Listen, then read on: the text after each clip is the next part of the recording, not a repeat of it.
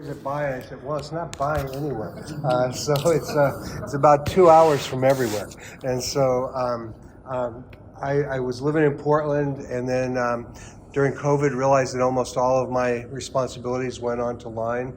And so I still do a lot of virtual stuff with Western, and then do retreats with pastors. And so my wife was retiring, and so we moved to Wenatchee, where she has 3 sisters and a mom, and she is primary caregiver to her mom where we live in Wenatchee. So that's why we picked the booming metropolis of Wenatchee.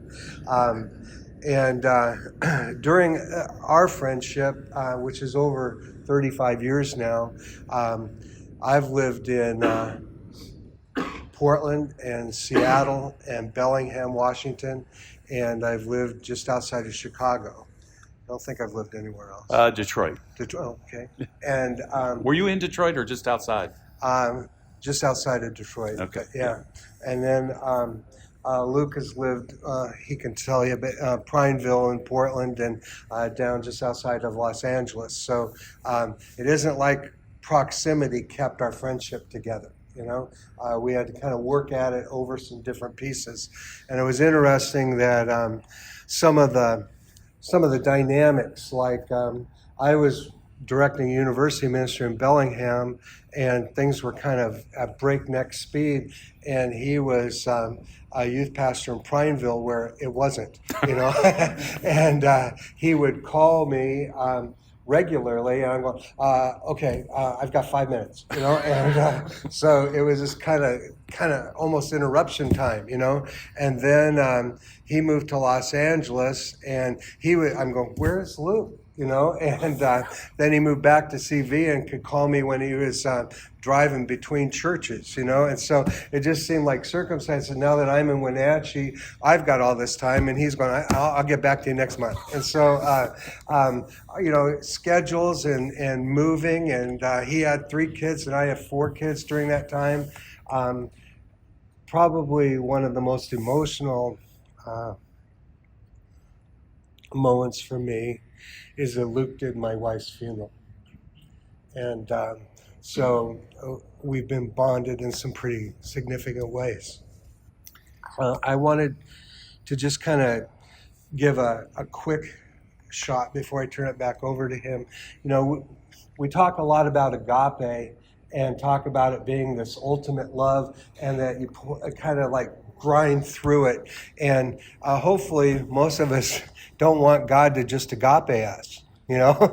We don't want him to just sheer will us. We kind of like him to can't keep from blessing us, you know, that we're his kids, and he loves us, you know.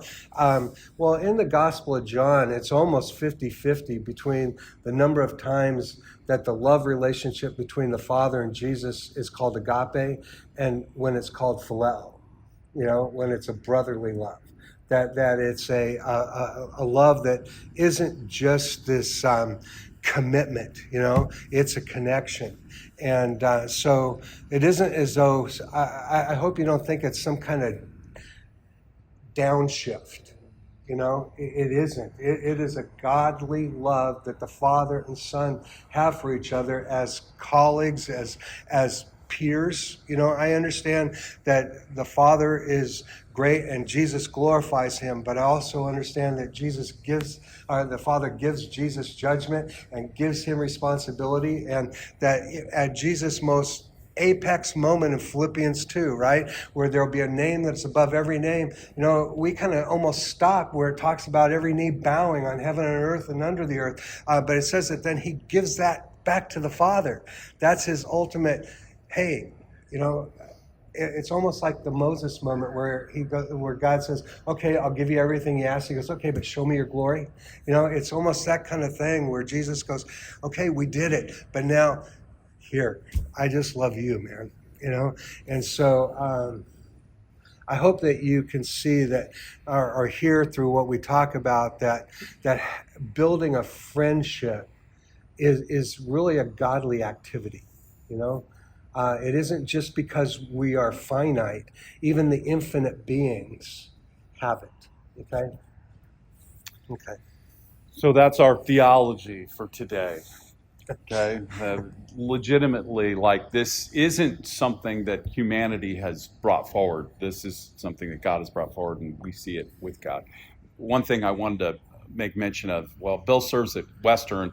He also pastors a church there in Dryden, just outside of Wenatchee, and little congregation, so is in the mix that way for sure.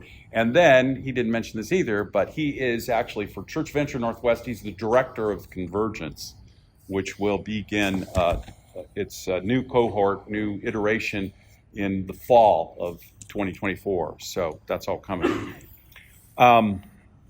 As Bill kind of recounted some of how we were in different places at different times. When I first met Bill, he was on staff at Highland Park as the youth pastor. Joe Stoll was the lead pastor there, who went on to be the president at Moody, and he's been in a lot of different places, but that's where Bill was. And just to show you kind of the juxtaposition of our worlds, I was in Prineville, and it's small town, rural, and being a youth pastor. And if we were going to go anywhere or do anything, it required the raising of funds. Like even if we wanted to, it didn't matter where we were going. We had to raise funds and do. So I was always trying to figure out a way to kind of, how could we raise some money? And we did all kinds of goofy things that way. But Bill was at Highland Park, this big Baptist church in Detroit. And when he would talk about it, he'd say, yeah, my missions budget for the youth department is $50,000. Yeah, I think that was our church budget. I think that's what we had. I'm not sure. I think I was making literally $23,000 a year or something. And it was just like, huh? 50,000? Yeah, we're going to Guatemala or somewhere. And I'm like, what? I'm trying to get to Portland, At any rate, so there's these moments where what I would say to you is it's not, that friendship is an organic thing. And so all friendship starts out sort of contrived, but, then something happens and there's a connection, and then it becomes more organic. So this morning, we really want to talk about, we gave it to you in the description of this, but resilience, okay? That friendship, spiritual friendship, soul friendship really does build into that relationship resilience, fortified by support. We want to kind of tear that apart a little bit. It also involves this journey of self-discovery, which I know sounds kind of counterintuitive to friendship, but if it's true spiritual friendship, it really does put a mirror on your life, right? And self-discovery, you start to look into that mirror, the mirror of your friend. He's mirroring back to you, and you start to see things. And those things can be really good. They can be really hard. They can be beautiful, and they can be really ugly. And so it's not all peaches and cream in that regard. I think the last area is just this whole idea of spiritual growth, nurtured through the experience of belonging and belonging to each other in that regard. So there's lots to talk about there, but I want to be able to say, here are the pros, and then we'll give you some, what we could see as some roadblocks that maybe will be helpful going into the future as it relates to that. So Bill, on that topic of resilience and that being fortified by support, you want to speak to that a little bit as it relates to you and I? No. No, thank you. Such a good friend. He's really a good friend.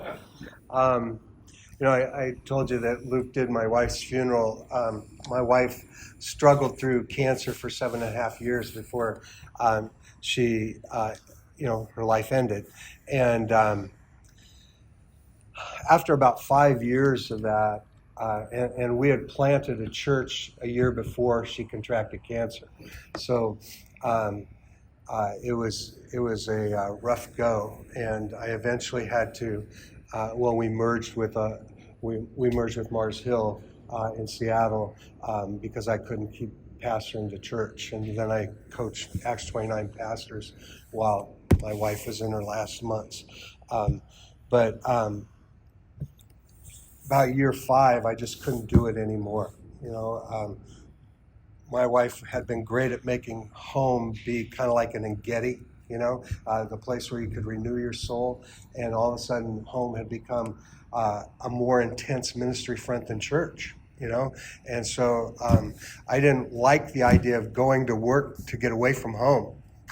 So I knew I was in a weird place and had to do something different. And I came down to Portland for something, and Luke and I, we were sitting at that McMinimans on the Vancouver side of the bridge on I-5, and said, man, I am just screwed.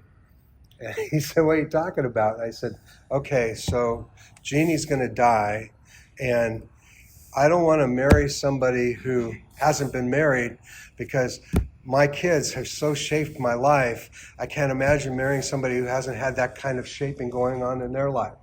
And I said, and I don't want to marry someone who's divorced, because every time I act like her ex, I'm going to get stuff I didn't earn, and I said, and I don't want to marry somebody who's a widow, because we're going to look at each other and say, in an ideal world, you wouldn't be my spouse, So I said, there just doesn't seem like any good alternative here.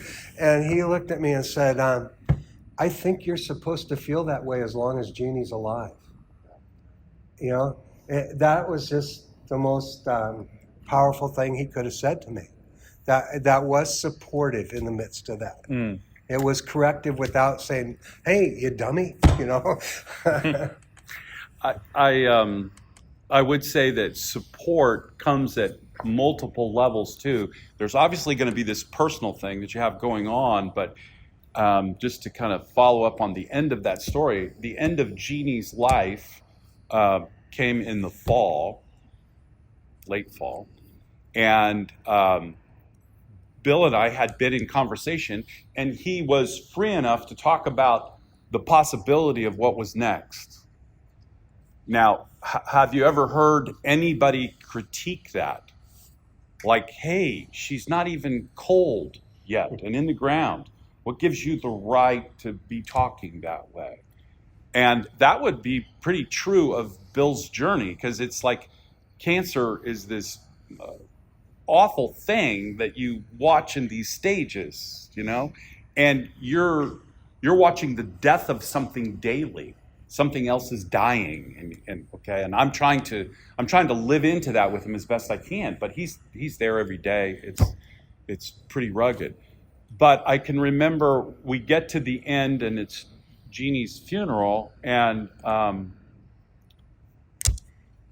Bill might have another take on this, but that following early spring, I was leading a group of pastors over to Israel, and we were looking at the life of Christ when we were over there and trying to get to some of those spots, and I asked Bill if he would come on that trip, that he would teach.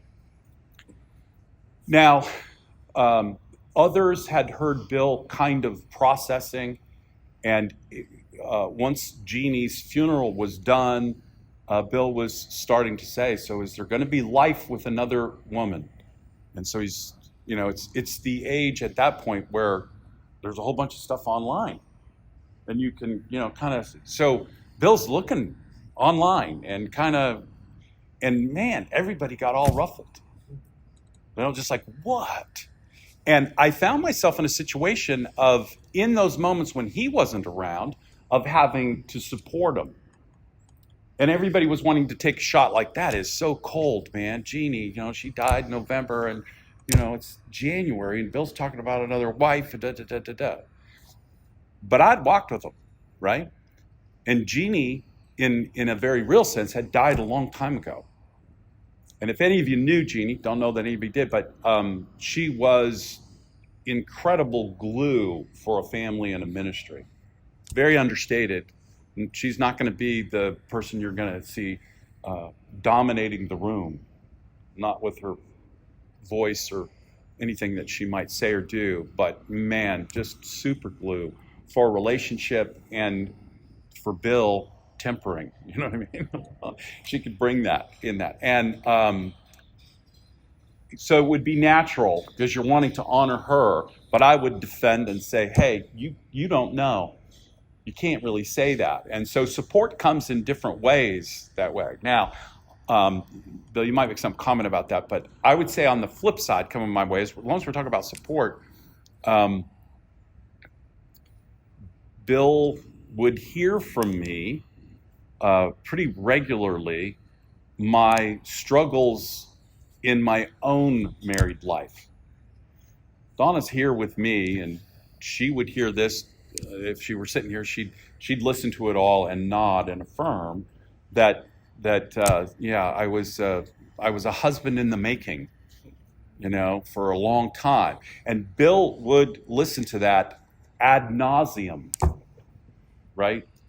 And I want to speak to this at a larger level in a minute, but it was absolutely uncanny how Bill could unpack my questioning or my trying to say, hey, I'm trying to make sense of this marriage, and how it never landed on the marriage, never landed on me, and it never landed on Donna.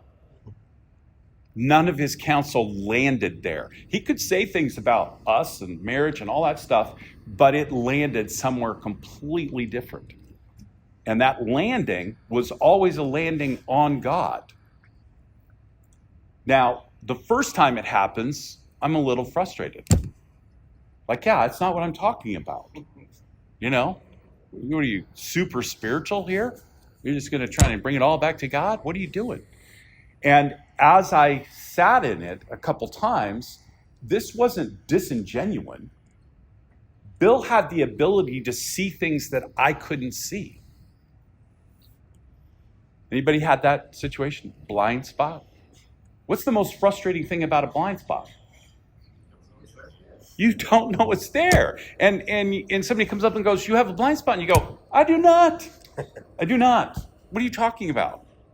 It's because it's irrational in your own mind. You're like, I cannot see it. How can it be there? I'm not that way. And Bill was adept at being able to say, Luke, it's there. It really is there. Yeah, Joe.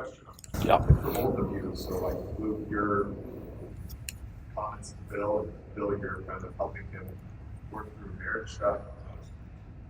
I don't want to feel like I'm pastoring my friends, but I do think as Christians we're called to a different kind of friendship in the world, and there's a lot of counsel, like godly counsel in there. So can you help us understand maybe where your minds were, where your hearts were? Are you going into pastoral mode? Are you staying in friend mode? Is that even a thing? Are there different hats? Is it just a Venn diagram that spills over? Just help me understand that. I don't want to talk about pastor. I think that's great, Joe. It's a great question and a great comment. You want to take a swing, Phil? I think it's, for me, I think I cut my teeth on ministry as a youth pastor rather than as a lead pastor, okay? When I started being a youth pastor, I was 18 years old. And, I had girls in my youth group that were 18. And so it was like I had to learn real quick how to be a peer that wasn't available. You know what I mean? And I had to learn how to be a peer that could step into looking for some kind of wisdom, but not where I knew the minute I wore a hat like pastor, I would lose some of these kids because they didn't see me as old enough to be that. You know what I mean? And so I think for me, I've had to learn how to put on a pastor's hat rather than put on the friend hat. So I don't think that was a wrestle for me with Luke. I think I'm caught off guard every once in a while when someone in my church doesn't see me as a peer, because that's where I start with them. You know what I mean? I don't start with them with a hierarchy or I'm bringing the wisdom, And so I get every once in a while they go, well, pastor, we went on vacation with this couple in the church, and the wife called me pastor on vacation. I'm going, what, you know, did he come with us? You know, so I don't think I was pastoring him, Joe, but I do think that's a fair question because I've pastored my kids before. Right? Yeah. Yeah, and I've had my wife say, "Do not pastor me." Right, that's happened plenty. You know, like, wait a second. And I do think, Joe, well, I don't know that there's any kind of specific dividing line. I do think it's a question of genuineness, really and truly. If you or if I were to try and give Bill cliche, that's going to fall flat. And I would say to you that this may not be the perfect illustration, but I think as pastors and as preachers, we're pretty good with transparency. You can stand in the pulpit and you can say, yeah, you know, this thing, the Lord really convicted me of this, and I want to share it with you, and this is what he showed me, and I'm on the other side of it now, and isn't that a glorious thing? And I'm not saying it's a bad illustration. We all have stories of transformation, but that's not vulnerability. And vulnerability is you don't have an answer. You're still in the middle of it.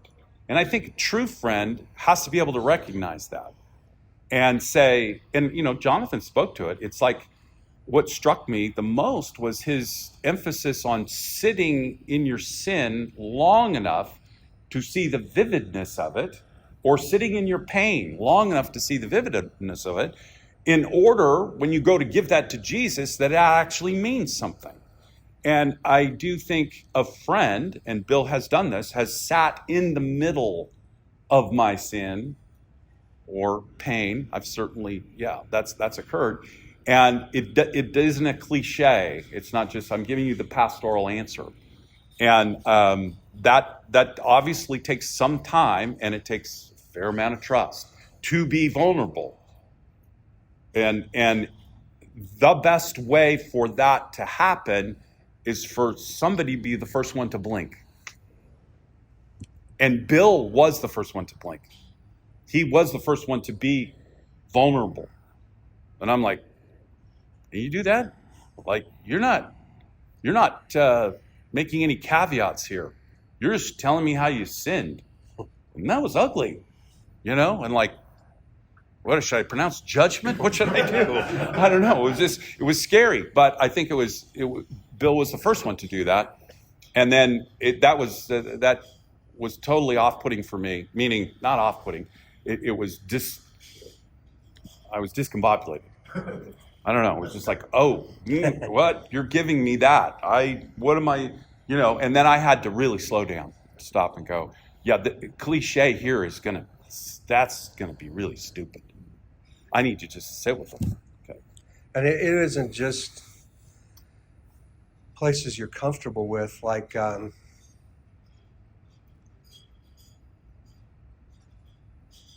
was single and had to go to a pastor's conference in Florida.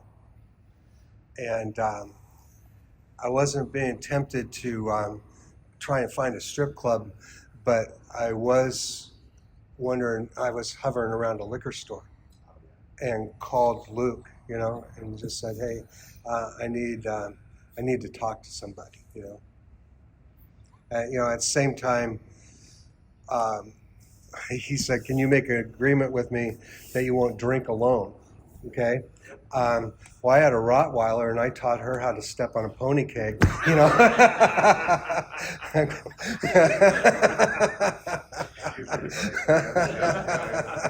Dogs can be really good friends. They really can. Yeah. They won't pass.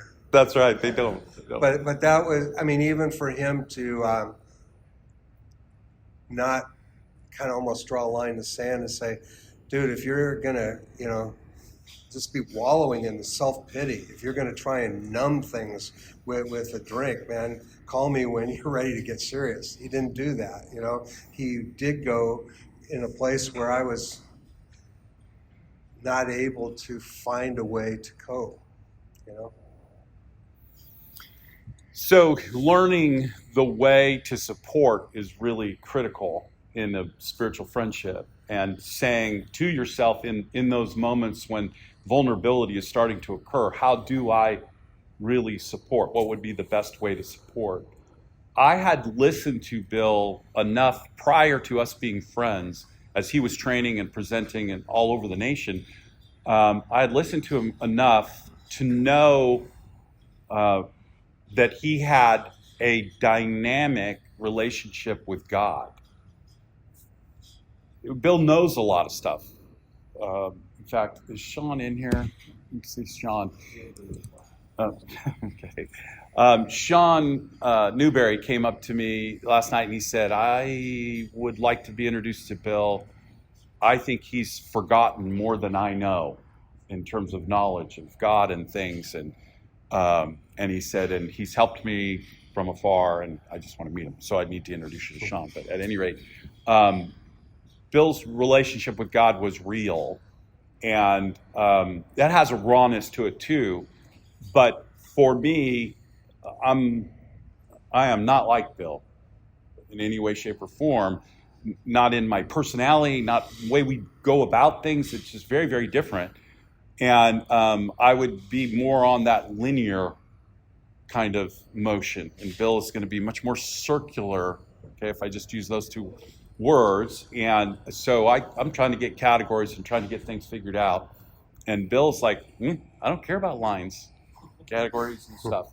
And so it's different. And I think in the world of support, what was most important for me was that he had this relationship with God, and it was real. And it was unnerving at times. And that openness, both with the difficult things in his life were sin, but also on the other side, what God was saying. I have a journal here. I learned to journal from Bill. And if you just take a look at this, it's got a bunch of different colors, right? Some of you know this because I've shared this before, and Bill has shared it. But when I first met Bill, I looked at his thing. I said, what the world is a journal with all these colors? And he said, oh, well, the colors all represent something. Black is my thoughts. Blue is the Word of God, if I pulled something out of there. Red is my confession and my prayer requests. Green is thankfulness. And purple is if I've heard from God. And Bill had lots of purple. And I started into this, and I would write and write and write, and thought this is such a cool way to do this. And I've done it for years. And still, when you look at my, mine doesn't have a lot of purple. And I had to learn to accept that God speaks to me differently than how he would speak to Bill. But that's part of how you're learning how to support and how that support can help you, or how that person can help you with that. There is a definite advantage to learning those things in the way of spiritual friendship. All right, so that support allows for a resilience over many years. You're in it with each other that way. This whole idea of self-discovery, Bill, we've touched on it a little bit, but encouragement. You want to speak to that? I have some thought too, but yeah. So I just want you to hear, one of the reasons we referenced Anam Cara is because that's a Celtic word that means spiritual friend, okay? And it's the word that Celtic spirituality used for spiritual director. They didn't look at it as somebody who was on top speaking to somebody below them. They looked at it as alongside, going on the same journey. So when we're talking about encouragement, if we look at the way God encourages us, or God encourages people in the Word, okay, he doesn't do it by saying, yes, you can. Most of the time when somebody says, God, I can't do it, he goes, yeah, I know. That's why I'm going to go with you, and when God commissions somebody to do something, he promises his personal presence. You know, whether it's the Great Commission, I'm going to be with you always. Whether it happens to be Jeremiah, don't say I'm too young, I will be with you. Whether it happens to be Moses, when I send someone else to talk to Pharaoh, I'm going with you. You know, that promised personal presence is the support that was supposed to be the juice that lets somebody go. And I think that's the piece that is most supportive to me, is that I don't have to think that I wonder if Luke will respond negatively to this. I know that he'll respond by being present, you know, and that makes me want to seek out that presence. And you know, you can be at the place where, if I were sitting in your place, I would be saying, I wish I had a friend like Luke, okay? What I hope you hear is, I want to be a friend like Luke, you know? Because that's what this workshop is more about, is what does it look like for you to be that friend that invites that kind of friendship response, you know? I think if you don't take anything else out of the seminar, that's it, okay? I really think that's it. And that's the piece that I would say to you, when Bill was vulnerable in those early days, that was him being a friend. It was very different for me to have to hold that as he brought it. I had to figure out a way to hold that. And yeah, him being a friend at that level was empowering, encouraging to me. I was thinking of this story out of 1 Samuel. Lots of people want to point to David and Jonathan for friendship, spiritual friendship, and all that. I won't bore you with the whole of this, but David's on the run. He's been in the cave. He's cobbled together this core of people that are loyal to him, and he's on the run. And it looks as if the Philistines have just kind of screamed into Keilah and are taking over the city. And David inquires of the Lord, should I go down? Will you give the Philistines into my hand? Okay. And God says, yes, go. But here's what I want to do. I want to jump down, and obviously Jonathan is not with David, but he gets to David and has some words for him. This is all the way down in 15. I think it's 15, isn't it? Please be. Yeah. David saw that Saul had come out to seek his life. Now, the only thing I would say there is that's never happened to me. No one's come after me. No one's put a hit out on me. And I can't imagine what that must feel like for David, just simply to be so close to the king, so committed to the king, and now have that be in total reversal. That would be very unsettling. So David saw that Saul had come out to seek his life. David was in the wilderness at Ziph at Horish, and Jonathan, Saul's son, rose and went to David at Horish. And that would be very risky for Jonathan. And Jonathan, Saul's son, rose, went to David at Horish, and strengthened his hand in God. And here's what's crazy to me, is that they are incredibly close friends. And we'll read, about that later. Just we've read about it, we'll read about it again. And as we keep reading here, so he went down there to strengthen David's hand in God, and he said to him, do not fear, for the hand of Saul, my father, shall not find you. You shall be king over Israel, and I shall be next to you. Saul, my father, also knows this, and the two of them made a covenant before the Lord. So it's strengthened in God and made a covenant before the Lord. And I would say I've been on the receiving end of that kind of friendship from Bill that I told you early on would point me to God. It's not that Bill came in and said, you need to know God, Luke. You don't know, and you need to know the things of God. That's not how that worked. But we always landed in the same spot. Bill helping, unveiling, helping to clear away some things so that I could see God and be strengthened in God. And spiritual friendships got to be there. It's okay to be friends at another level, but there's no deeper friendship than that. And so that level of encouragement is truly one of self-discovery. And it's not telling me what I should think, okay?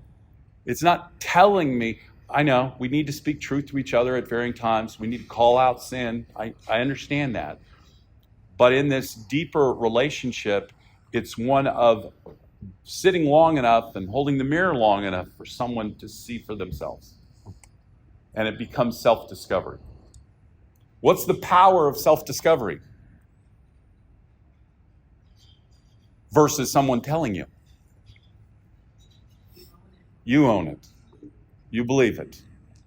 And that takes a true friend to sit long enough and walk with you long enough to allow you to see it, to be deft in their whole demeanor and presentation, to be a friend like that. It's not a rush to the right answer. That's all I'm trying to say. It's allowing for that to come to fruition in self-discovery. All right. What are some roadblocks, maybe, Bill, to that whole thing? I have a question. Oh, sure.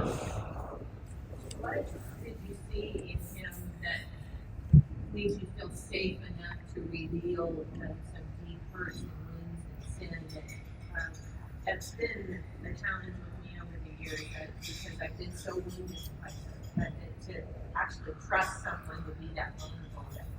Did the Lord just tell you it was safe, or what did you see? I ask myself that all the time. What did I see? No. He called me baby once. No.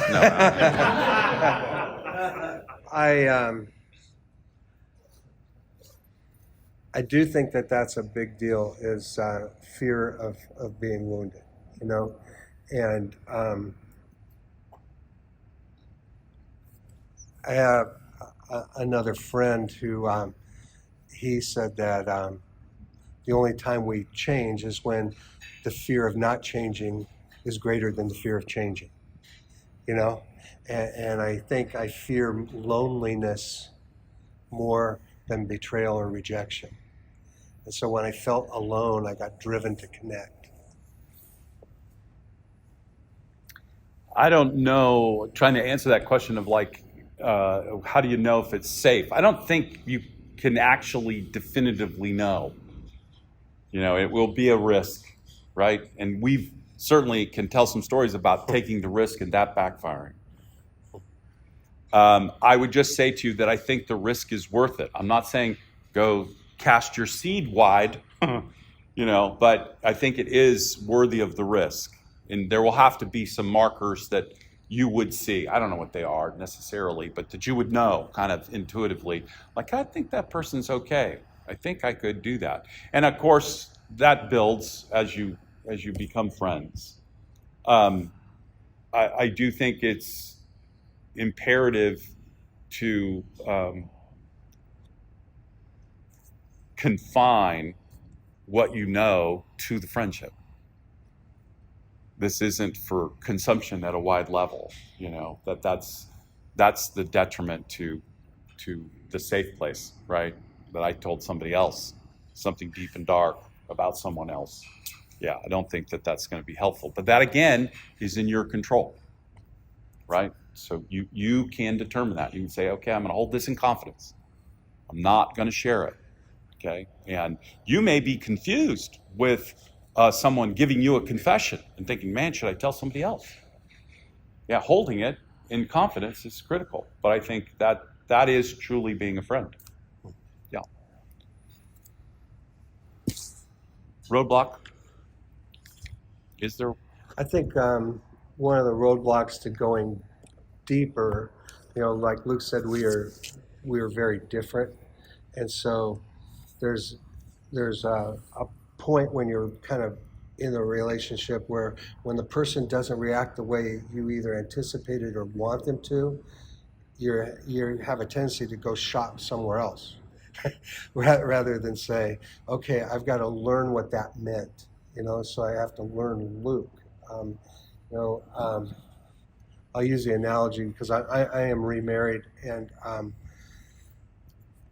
I felt like I was a biblical husband, But if we could just look at what the Bible says about being a husband, that's like the alphabet, okay?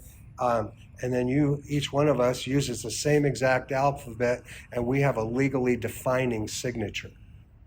Our signature is different, and if somebody tries to mimic it, it's called forgery, okay? And I was doing a forgery with my second wife, trying to use my first wife's signature. It's the same building blocks, it's the same alphabet, but I have to learn how to sign Sue rather than to sign Jeannie as being a husband to her, and in a sense, I was looking for Luke to sign with my signature because that's what a friend would do rather than learn his signature of friendship, and receiving it that way. Anybody not understand that? Everybody. Yeah. Here is one of the things that just on display in the way Bill is going to even set up an illustration or analogy. Okay, I wouldn't have that one, just for the record. That wouldn't be me to come up with that.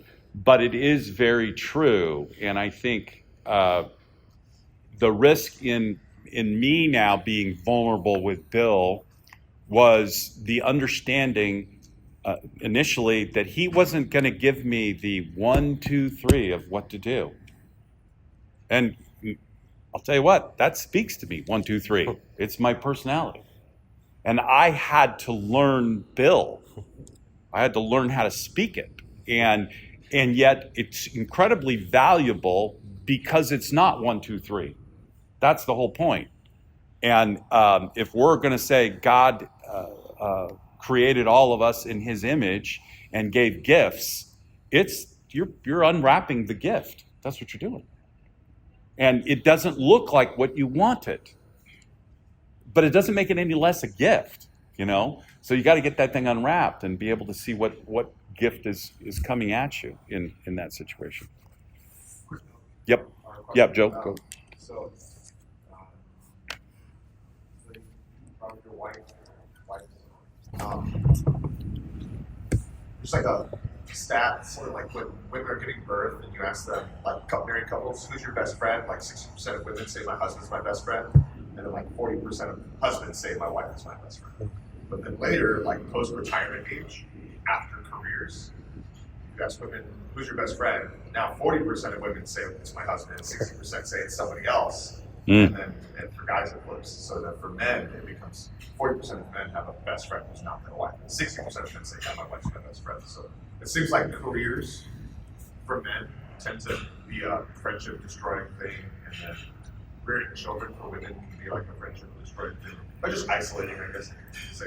So with your wife being a friend, I'm curious, like, is there a balance there between how much we depend on our wives for friendship versus somebody else? Is there an element of this in which we can put something on their backs that they're not supposed to carry? Or is it okay for your wife to be your best friend? Thoughts on that? I think my first wife was wired to kind of be a best friend, but I was also 21 when I got married. So we grew up together, When I married the second time, I was 50. And that cake had already been baked. And so there's some values that just don't kind of, necessarily mesh. We both raised families, and so we've been married for 15 years now, and I can see in her things that have changed towards me, and things in me that have changed towards her in our time together. But she's my first wife for a career was a high school math teacher. Okay, my second wife, she is an ICU nurse, which means she kind of responds immediately, right? And so it's kind of ready, fire, aim. And with my first wife, there was time to aim. And so there are a lot of times where I can't give my first. If I'm reacting, I can't let that reaction go to my current wife, because she'll feed off the reaction, rather than kind of, my first wife could bring a non-anxious presence to that. My second wife can't, and so I don't think there's a a rule. Maybe that's what he's saying. There's not a 1, 2, 3. I don't think there's a rule to where your wife can be. That's what I'm saying. I had to learn that because I started treating my second wife the way I treated my first wife, and the chemistry is just so different, And so I had to learn her in order to learn how to relate best to her as her partner, So we moved to Wenatchee, and she has 3 sisters and a mom there, so she has a lot of support rather than just me, I think the tension of that, Joe, of so do I have someone outside my marriage that I'm closer to? Is that possible? Yes, it's possible. Is it profitable? It's another question. If I were to try to say, let me describe it, of all the people on planet Earth that I've ever interacted with, the one who's influenced me the most and formed me the most is Donna. Would I say that formation was a result of friendship? Not entirely.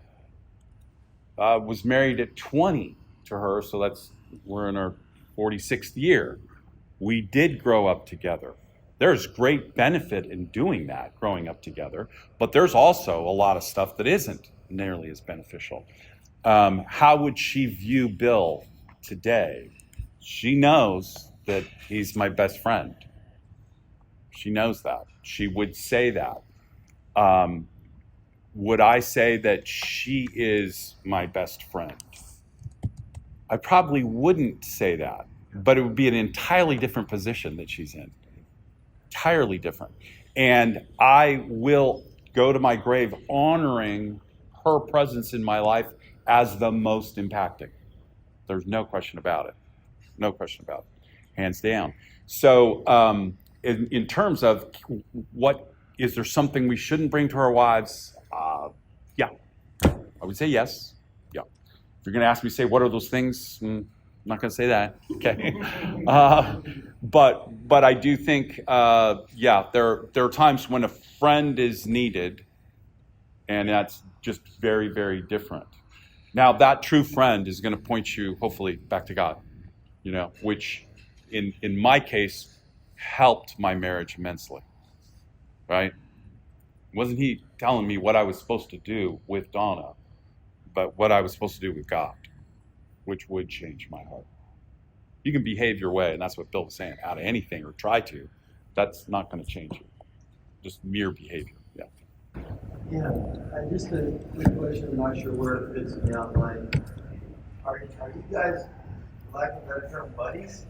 I mean, do you hang out together? It sounds like it's pretty pastoral, therapeutic. I mean, in another sense, are you friends? I mean, how does that go?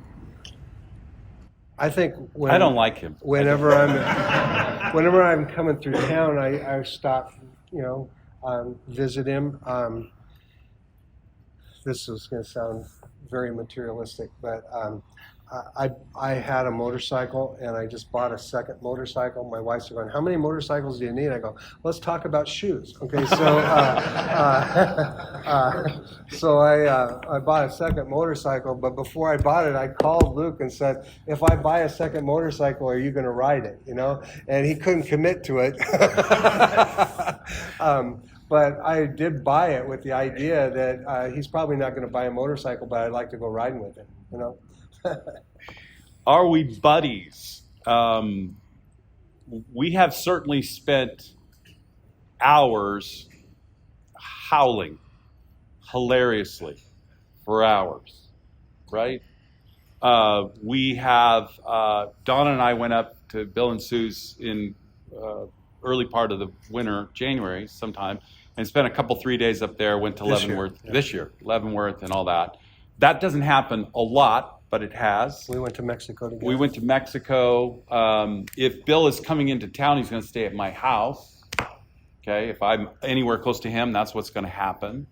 I love, Jonathan saying you got to have something on the outside and a hobby and all that stuff, and it's great. I think that's true. We don't fly fish together.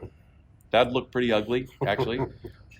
He would very much like me to ride a motorcycle, and I keep thinking, I just don't have the reaction time anymore. He's done it all his life, and I would be learning. Yeah, that would. Plus, my wife is a nurse as well, and she says no motorcycles. So anyway, but it wouldn't prevent us from doing something, Tom. I think it's a great question. It's not like we're getting out our calendars for the year and going, hey, let's go here, let's go there. But if you called and said, hey, you want to go to Mexico or you want to do this, yeah, we'd probably do it. Jordan. You guys became friends in the 20s, and then you both got married pretty young, so I don't know exactly when your relationship started. But then moving through the life stages of 30s and small kids and everything else, I'm in a stage in my life where I'm watching a bunch of former friends talk about how hard it is to keep or make friends when you're 30s.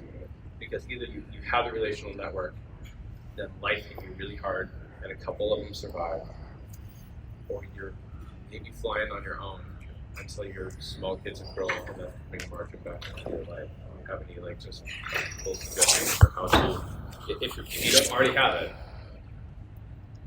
just hang on and pray desperately for a friend, or how do you form a relationship when margins are so thin? You can go online. There's a sign. It says, let's be friends. Okay, Jordan, you know. Farmer wants a friend. Yeah.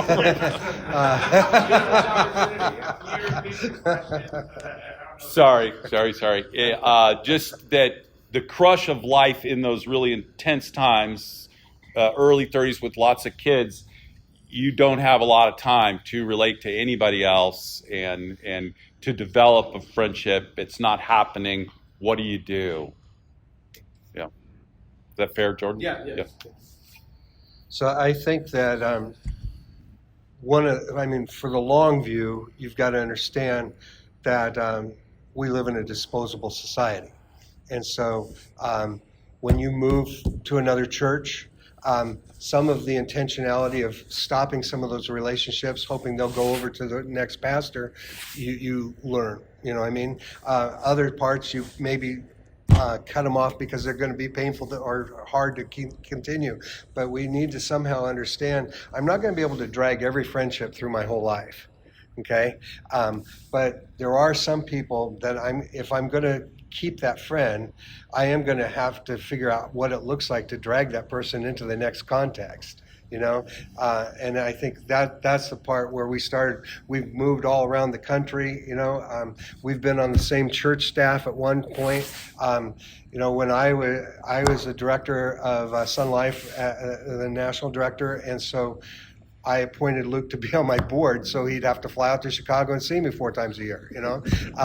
Then when he was at CB and I was a pastor in a church in Seattle, he put me on the church planting board for CB, and I came down, and then I was coming down once a month to do some stuff with Convergence, and so we just kind of put ourselves in each other's traffic pattern, even when we got out of each other's proximity.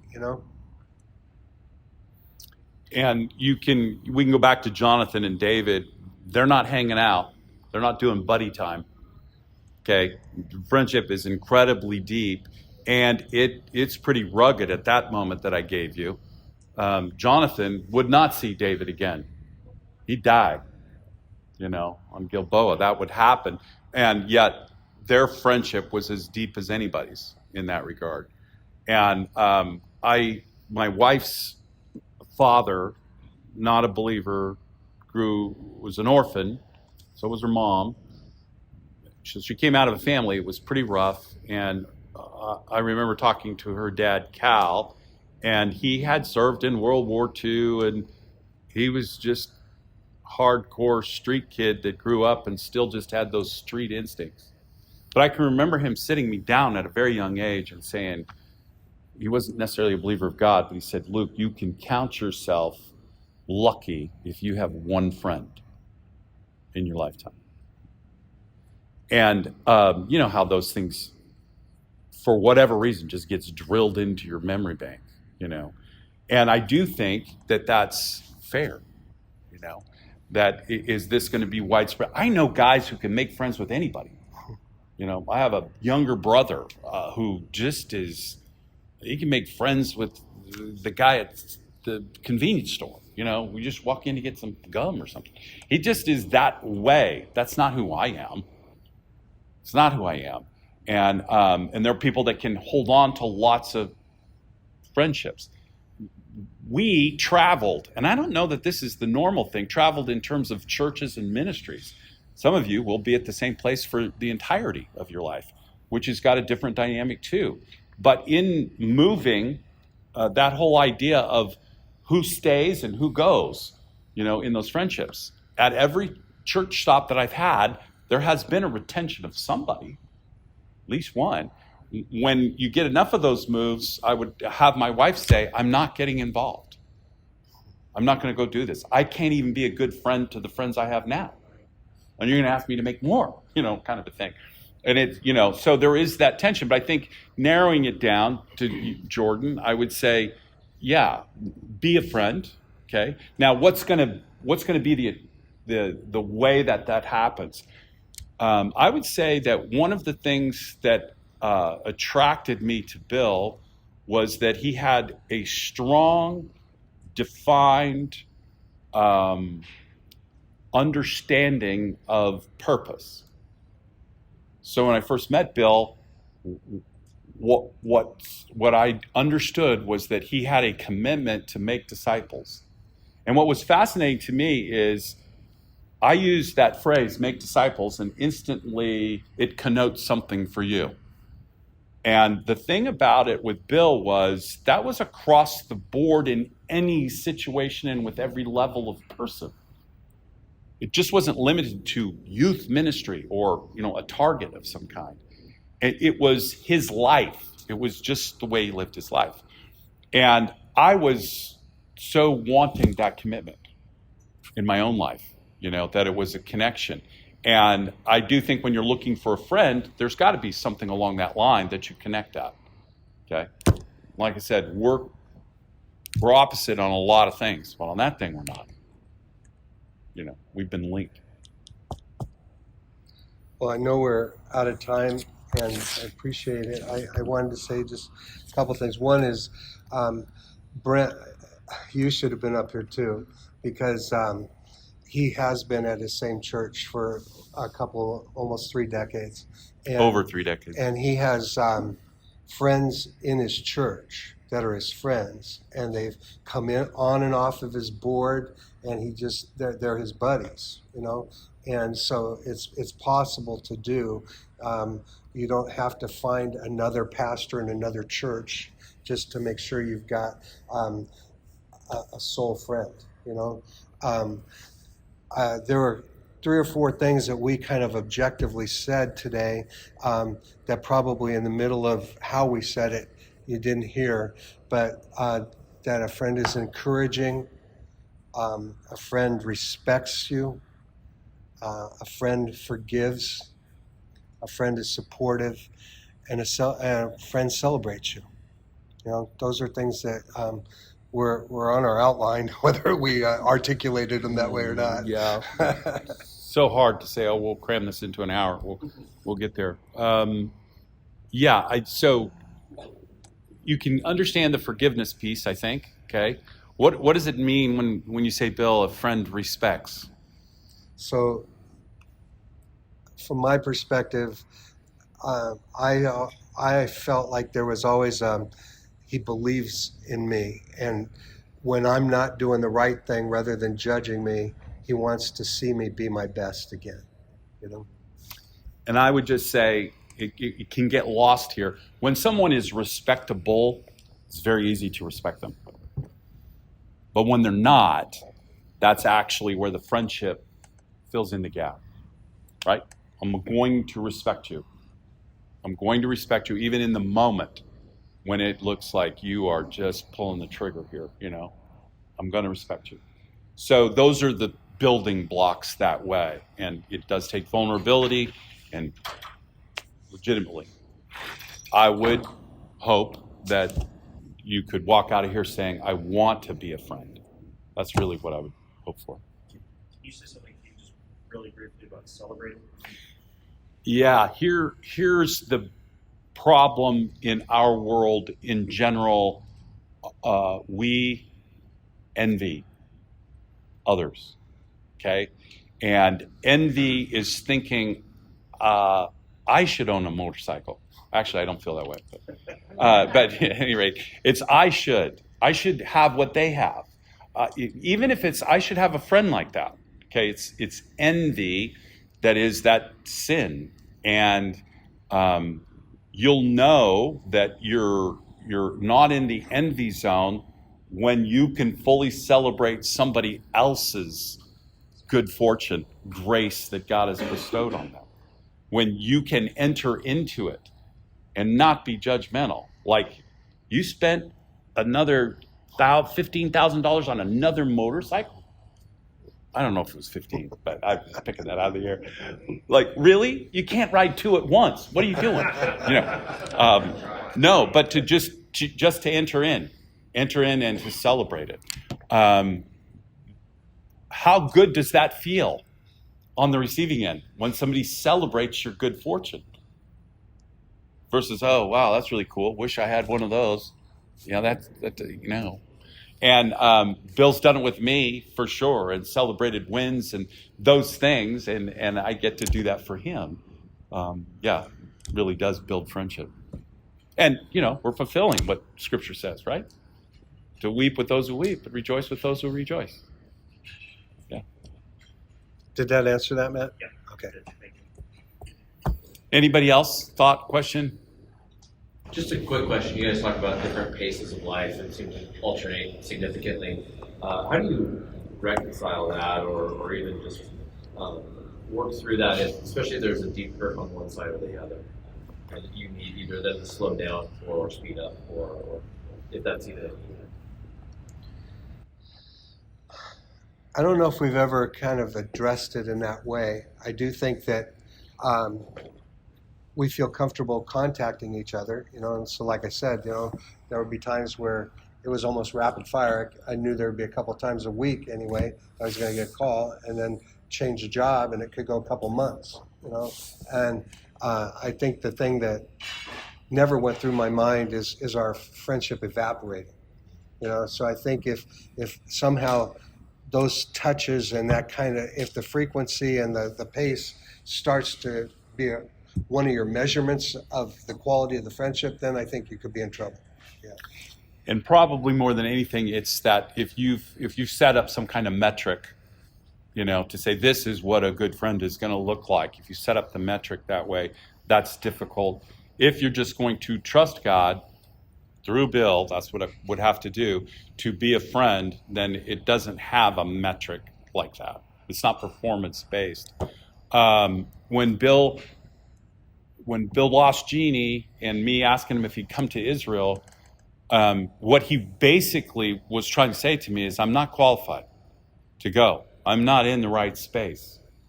I'm not, this is, and he was just in a dark spot. I did feel really strongly about him going. Now, it was a huge benefit to the pastors that I'd brought, or that were in it. It was a huge benefit. But Bill couldn't see that at the moment, and he felt like he couldn't do it. I knew he could, and that I knew that he needed to. They just needed to come. So there are those moments when you're stepping up and saying, no, you need to be here. There is that, but it's supportive. Hey, can I just pray for all of you? Let me do that.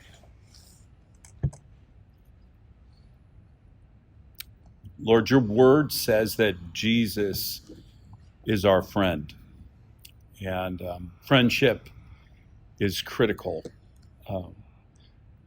for the Godhead. It's critical. Relationship. May we never drift away from the anchor that you've given us in your very personhood and in the word that you gave us. And instead, rejoice that this is something that you long for us here on earth as well. I pray for everyone in this room that they would seek to be a good friend to someone or to a few. And then, God, would you in return reward them with someone that would reciprocate, that they could truly bond at a level that is free and easy and secure, no metrics, vulnerable, supportive, encouraging. God, may you find us to be people who would long to know someone at that level and for them to know us. It's not lost on us that you know everything about us and you love us deeply. And we would like to image you on this earth in that endeavor as well. So I pray that for everybody in the room, may they find each other and be friends. For Jesus' sake, I pray, and for his glory alone. Amen. Amen.